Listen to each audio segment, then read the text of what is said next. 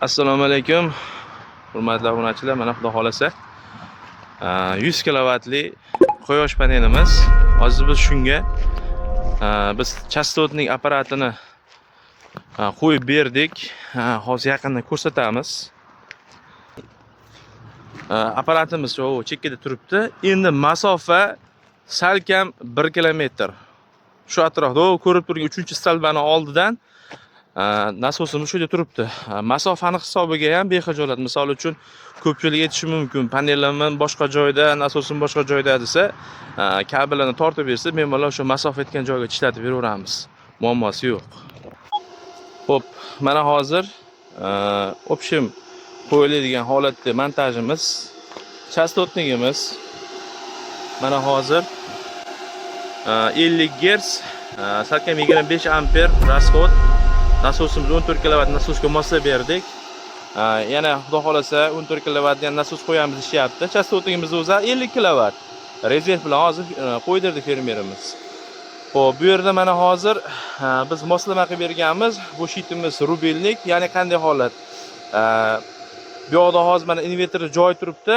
Invertor yo'q ekan hozircha.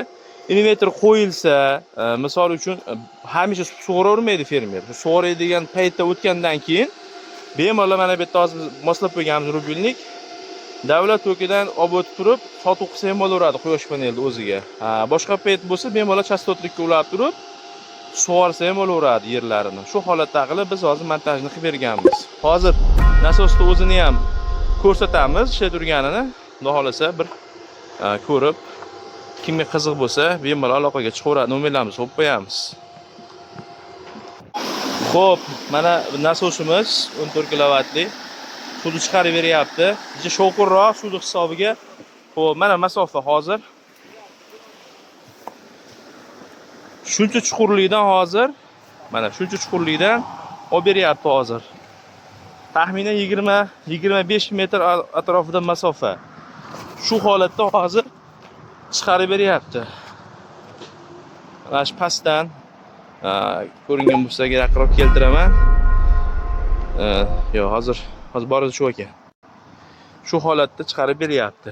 Xudo xolasa, kimga kerak bo'lsa, quyosh paneli o'rnatilgan fermerlarimiz bo'lsa, bemalol murojaat qilaveradi. O'sha 10 grid invertorni oldiga biz qo'shib beraveramiz. Ham xohlagan payti davlatga sotadi, xohlagan payti bemalol